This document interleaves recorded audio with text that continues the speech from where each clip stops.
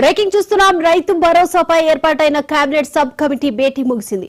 సచివాలయంలో deputy CM బట్టి విక్రమార్క నేతృత్వంలో మంత్రివర్గ ఉపసంఘం సమావేశమైంది. మంత్రులు తుమ్మల నాగేశ్వరరావు, పొంగులేటి శ్రీనివాసరెడ్డి, కోమటిరెడ్డి వెంకటరెడ్డి తదితరులు హాజరైన ఈ భేటీలో రైతు భరోసా విధి విధానాలపై ప్రధానంగా చర్చించినట్లు తెలుస్తోంది. పంట పండించే ప్రతి రైతుకు రైతు భరోసా ఇవ్వాలని చర్చ జరిగినట్లు కూడా తెలుస్తోంది. రైతు భరోసాకు సంబంధించి రైతుల నుంచి దరఖాస్తులు తీసుకోవాలని నిర్ణయించింది. జనవరి 5 నుంచి 7వ తేదీ వరకు దరఖాస్తులు తీసుకునే అవకాశం కనిపిస్తుంది. రైతు భరోసా విధి విధానాలపై ఎల్లుండి జరగబోయే రాష్ట్ర కేబినెట్ సమావేశంలో ఫైనల్ నిర్ణయం తీసుకొని జనవరి 14వ తేదీ నుంచి రైతు భరోసా అమలు చేయబోతుంది. అయితే రైతు భరోసా విషయంలో ఇప్పటికే ప్రజలు, వివిధ సంస్థల నుంచి ప్రభుత్వం పలు సూచనలను కూడా స్వీకరించింది. ఈ క్రమంలోనే ప్రభుత్వం ఎలాంటి నిర్ణయం తీసుకోబోతుంది అనేది కూడా ఎల్లుండి వరకు ఆగాల్సిందే.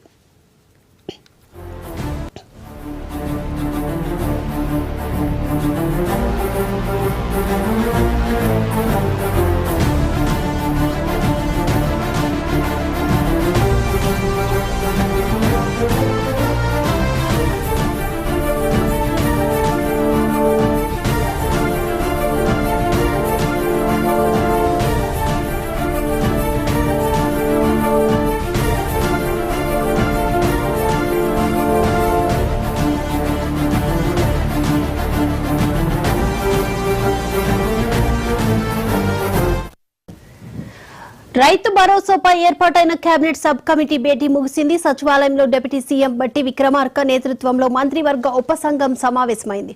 మంత్రులు తుమ్మల నాగేశ్వరరావు, పొంగులేటి శ్రీనివాసరెడ్డి, కోమటిరెడ్డి వెంకటరెడ్డి తదితరులు హాజరైన ఈ భేటీలో రైతు భరోసా విధి విధానాలపై ప్రధానంగా చర్చించినట్లు తెలుస్తుంది.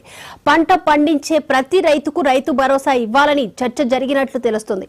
రైతు భరోసాకు సంబంధించి రైతుల నుంచి దరఖాస్తులు తీసుకోవాలని నిర్ణయించింది. జనవరి 5 నుంచి 7వ తేదీ వరకు దరఖాస్తులు తీసుకునే అవకాశం కనిపిస్తుంది. రైతు భరోసా విధి విధానాలపై ఎల్లుండి జరగబోయే రాష్ట్ర కేబినెట్ సమావేశంలో ఫైనల్ నిర్ణయం తీసుకొని జనవరి 14వ తేదీ నుంచి రైతు భరోసా అమలు చేయబోతుంది. అయితే రైతు భరోసా విషయంలో ఇప్పటికే ప్రజలు, వివిధ సంస్థల నుంచి ప్రభుత్వం పలు సూచనలను కూడా స్వీకరించింది. ఈ క్రమంలోనే ప్రభుత్వం ఎలాంటి నిర్ణయం తీసుకోబోతుంది అనేది కూడా ఎల్లుండి వరకు ఆగాల్సిందే.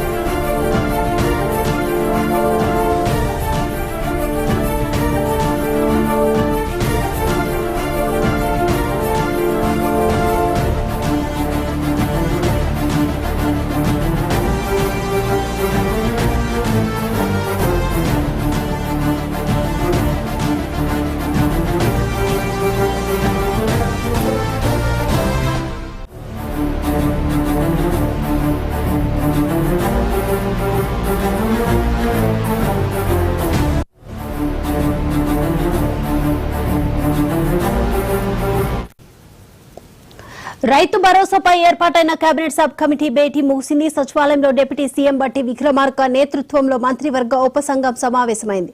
మంత్రులు తుమ్మల నాగేశ్వరరావు, పొంగులేటి శ్రీనివాసరెడ్డి, కోమటిరెడ్డి వెంకటరెడ్డి తదితరులు హాజరైన ఈ భేటీలో రైతు భరోసా విధి విధానాలపై ప్రధానంగా చర్చించినట్లు తెలుస్తుంది. పంట పండించే ప్రతి రైతుకు రైతు భరోసా ఇవ్వాలని చర్చ జరిగినట్లు తెలుస్తుంది. రైతు భరోసాకు సంబంధించి రైతుల నుంచి దరఖాస్తులు తీసుకోవాలని కూడా నిర్ణయించుకుంది. జనవరి 5 నుంచి 7వ తేదీ వరకు దరఖాస్తులు తీసుకునే అవకాశం కనిపిస్తుంది. రైతు భరోసా విధి విధానాలపై ఎల్లుండి జరగబోయే రాష్ట్ర కేబినెట్ సమావేశంలో ఫైనల్ నిర్ణయం తీసుకొని జనవరి 14వ తేదీ నుంచి రైతు భరోసా అమలు చేయబోతుంది. అయితే రైతు భరోసా విషయంలో ఇప్పటికే ప్రజలు, వివిధ సంస్థల నుంచి కూడా ప్రభుత్వం పలు సూచనలను స్వీకరించింది. ఈ క్రమంలోనే ప్రభుత్వం ఎలాంటి నిర్ణయం తీసుకోబోతుంది అనేది కూడా ఎల్లుండి వరకు ఆగాల్సిందే.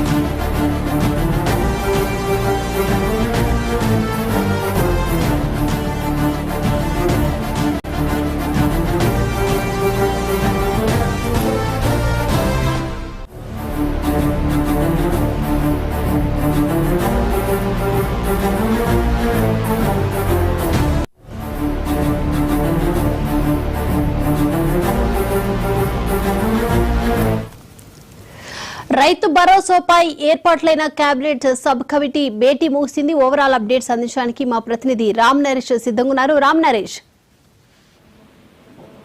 రైతు భరోసాకు సంబంధించి కేబినెట్ సబ్ కమిటీ సమావేశం సిద్ధంగా కాబట్టి రైతులకు ఎంతవరకు రైతు భరోసా అమలు చేయాలంటే మంత్రులు అదేవిధంగా ఉన్నతాధికారులు సుదీర్ఘంగా చర్చించారు. అయితే దీనికి సంబంధించి రైతు భరోసా అయితే పంట పండించిన ప్రతి రైతుకు రైతు భరోసా అందించాలని చెప్పేసి కేబినెట్ సబ్ కమిటీలో నిర్ణయం తీసుకోవడం జరిగింది. అదేవిధంగా సంక్రాంతి నుంచి అంటే జనవరి 14వ తారీఖు నుంచి రైతు భరోసా పథకం అమలు చేసేందుకైతే సిద్ధంగా ఉన్నట్టుగా ఈ సబ్ కమిటీలో నిర్ణయం తీసుకోవడం జరిగింది. మరోవైపు రైతుల నుంచి తెలుపుడు అంటే రైతులు ఎవరైతే పంట పండిస్తారో వాళ్ళకి రైతు భరోసా కోసం అని చెప్పేసి 5వ తేదీ నుంచి 20వ తేదీ వరకు డిక్లరేషన్లు తీసుకోవాలని చెప్పేసి ఒక నిర్ణయానికి వచ్చారు. అయితే దీనికి సంబంధించేసి ఈ సబ్ కమిటీలో ఏదైతే చర్చించారో దానికి సంబంధించిన మొత్తం నివేదికను మొత్తాన్ని రేపు 4వ తారీఖు జరిగే కేబినెట్ సమావేశంలో చర్చ జరుగుతుంది. ఆ చర్చ జరిగిన తర్వాత నిర్ణయాలను వెలువడించే అవకాశం ఉంది. ప్రధానంగా చూసుకుంటే రైతు భరోసా అనేది గతంలో రైతు బంధుగా ఉండేది. అప్పుడు రైతులకే కాకుండా అదేవిధంగా రోడ్లకి అదేవిధంగా రియల్ ఎస్టేట్ భూములకి ఇచ్చారు. దాదాపు 22,000 కోట్ల రూపాయలు ప్రభుత్వ నిధులు దుర్వినియోగం అయ్యాయి. కాబట్టి ఇప్పుడు అలాంటి పరిస్థితి లేకుండా ఉండాలి అంటే ఏం చేయాలి అని చెప్పేసి దీనిపై సుదీర్ఘంగా అంటే కేబినెట్ సబ్ కమిటీ ఇప్పటికే 3 సమావేశాలు నిర్వహించింది. రైతుల నుంచి అదేవిధంగా రైతు సంఘాల నుంచి అదేవిధంగా నిపుణుల నుంచి సలహాలు తీసుకున్నారు. ఆ సలహాలు తీసుకున్న తర్వాత ఇప్పుడు రైతులకు ఎంతవరకు ఇవ్వాలి అనే దాని మీద సబ్ కమిటీలో నిర్ణయాలు తీసుకోవడం జరిగింది. అయితే కొంత కట్ ఆఫ్ పెడతారు అని చెప్పేసి వార్తలు వచ్చినప్పటికీ ఈరోజు సబ్ కమిటీలో మాత్రం అలాంటిదేమీ దాని మీద చర్చ జరిగినప్పటికీ ఎలాంటి కోతలు లేకుండా రైతులు అంటే పంట పండించిన ప్రతి రైతుకు రైతు భరోసా అందించేందుకు ఏర్పాట్లు చేయాలని చెప్పేసి నిర్ణయానికి అయితే వచ్చారు. ప్రధానంగా చూసుకుంటే ఏదైతే ఐటీ పేయర్స్ కానీ అదేవిధంగా ప్రభుత్వ ఉద్యోగులు ఎవరైతే ఉన్నారో వాళ్ళకి రైతు భరోసా కట్ చేస్తారనే వార్తలు వచ్చిన నేపథ్యంలోనే దీంట్లో చర్చ జరిగింది. చర్చ జరిగినప్పటికీ ఎక్కడ రైతు భరోసా కట్ ఆఫ్ లేకుండా చేయాలి అని చెప్పేసి పంట పండించిన ప్రతి రైతుకి రైతు భరోసా చెల్లించాలి, 7,500 రూపాయలు చెల్లించాలని చెప్పేసి సబ్ కమిటీలో నిర్ణయం అయితే తీసుకున్నారు. దీన్ని ఎల్లుండి జరిగే అంటే 4వ తారీఖు జరిగే కేబినెట్ సమావేశంలో దీనిపై అన్ని విధి విధానాలకు సంబంధించి రూపకల్పన చేస్తారు. అయితే 7 నుంచి 10 ఎకరాల లోపు వాళ్ళకి కటాఫ్ పెడతారు అని చెప్పే వార్తలు వచ్చినప్పటికీ పంట పండించిన ప్రతి రైతుకు ఇస్తామని చెప్పేసి అయితే ఈ సబ్ కమిటీలో నిర్ణయం తీసుకోవడం జరిగింది. మరోవైపు గతంలో జరిగిన అవినీతి అక్రమాలపై కూడా విచారణ జరిపించాలని చెప్పేసి కూడా నిర్ణయం జరిగింది. రైతు భరోసా సంబంధించి సుదీర్ఘ చర్చలు అంటే ఇటు కేబినెట్ సబ్ కమిటీలు సమావేశాలు జరిగాయి. అదేవిధంగా అసెంబ్లీలో కూడా దీనిపై ప్రతిపక్షాల నుంచి సూచనలు సలహాలు అన్ని తీసుకున్నారు. ఆ తర్వాత ఈ రోజు సంబంధించేసి ఉదయం డిప్యూటీ సీఎం బట్టి విక్రమార్క ఆధ్వర్యంలో మంత్రులు అదేవిధంగా ఉన్నతాధికారులు కీలక సమావేశం కొనసాగింది. దాంట్లో కొన్ని కీలక నిర్ణయాలు అంటే 5వ తారీఖు నుంచి 7వ తారీఖు వరకు రైతుల నుంచి అంటే రైతు వేదికల ద్వారానా లేకపోతే అగ్రికల్చర్ ఆఫీసర్ల దగ్గర నుంచి తీసుకోవాలనేది ఒక నిర్ణయానికి అయితే ఇంకా రాలేదు. అది 4వ తారీఖు కేబినెట్ కమిటీ సమావేశంలో ఆ నిర్ణయాలన్నీ వెల్లడించే అవకాశాలు అయితే ఉన్నాయి. Deepika, right, thank you Naresh.